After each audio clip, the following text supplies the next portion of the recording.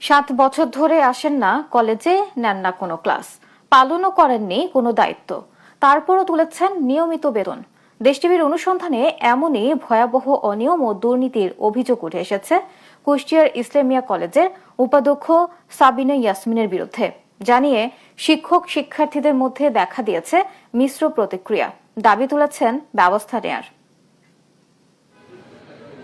কুষ্টিয়ার ঐতিহ্যবাহী শিক্ষা প্রতিষ্ঠান ইসলামিয়া কলেজের উপাধ্যক্ষ সাবিনা ইয়াসমিন 2010 সালে এ কলেজে সমাজবিজ্ঞান বিভাগের শিক্ষিকা হিসেবে যোগদান করেন। এর কিছুদিন পর পদোন্নতি পেয়ে হন উপাধ্যক্ষ। তারপর থেকেই ঠিকমতো আসেন না কলেজে, ঠিকমতো পালনও করেননি দায়িত্ব। দেশ টিভির অনুসন্ধানে পাওয়া কলেজের হাজিরা খাতার তথ্য বলছে, এই শিক্ষিকা 2019 সাল থেকে আসেননি কলেজে। ছুটি না নিয়েই দীর্ঘদিন ধরে আমেরিকায় থাকার অভিযোগ রয়েছে তার বিরুদ্ধে। দায়িত্ব পালন ছাড়াই 7 বছরে বেতন হিসেবে তুলেছেন প্রায় 30 লাখ টাকা। তিনি ভাইস প্রিন্সিপাল, তার যে রুম আছে সেখানেও দেখিনি বা কলেজেও আমরা তাকে দেখিনি। সাবিনা ইয়াসমিন নামে অধ্যক্ষ আজ পর্যন্ত আমি চোখে বাঁধিনি এবং কোনো ক্লাস তো দূরের কথা, তাকে আজ পর্যন্ত এই কলেজেও আমরা দেখিনি। শিক্ষকরা বলছেন, দায়িত্ব পালন না করে একজন শিক্ষকের এমন সরকারি সুবিধা নেওয়া সম্পূর্ণ অনৈতিক। এ ঘটনার জন্য এই শিক্ষিকার বিরুদ্ধে আইনগত ব্যবস্থা নেওয়ার দাবি তাদের। এটা ন্যায্য না, যেহেতু কর্ম না করে বাইরের থেকে টাকা নেওয়া এটা সম্পূর্ণই অবৈধ। এটা সে অনুপস্থিত থেকে শিক্ষাদান থেকে বিরত থাকে দীর্ঘদিন, এটা সম্পূর্ণ অন্যায় কাজ করছেন।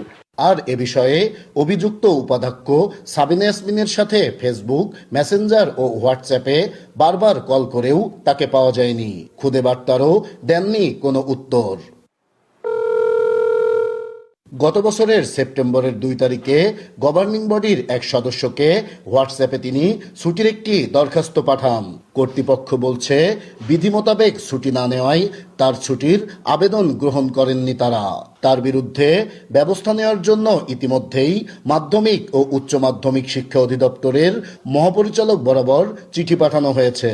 25-এর জনবল কাঠামো এমপি নীতিমালায় স্পষ্ট বলা আছে, কেউ যদি অনুমতি ছাড়া 6 মাস বা তার বেশি কেউ যদি অনুপস্থিত থাকে, তাহলে তার বেতন ইন্ডেক্স বাতিল অথবা স্থগিত করার প্রয়োজনীয় ব্যবস্থা গ্রহণ করা হবে। আমরা ডিসি অফিসকে চিঠি করব যাতে সে যে বেতনটা সে নিয়ে গেছে সেই বেতনটা আবার ব্যাক করার জন্য।